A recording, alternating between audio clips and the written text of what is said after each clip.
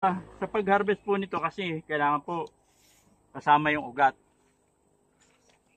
Kaya ano po, bubungkalin natin. Yan.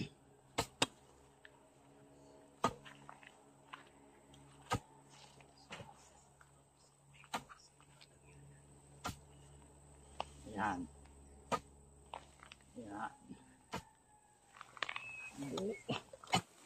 Na hindi po masira dapat eh. Yung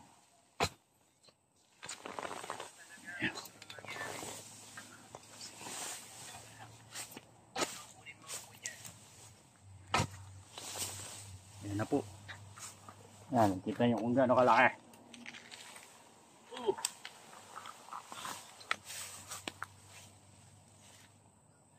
Bali ito pong lemongrass na ito, last year pa ito nakatanim.